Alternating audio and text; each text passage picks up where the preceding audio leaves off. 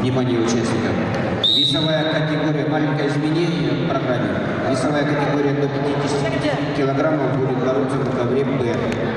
Так же, как и 51 килограмм. Весовая категория после 92 килограмм. Весовая категория 55 килограмм будет бороться на ковре Б.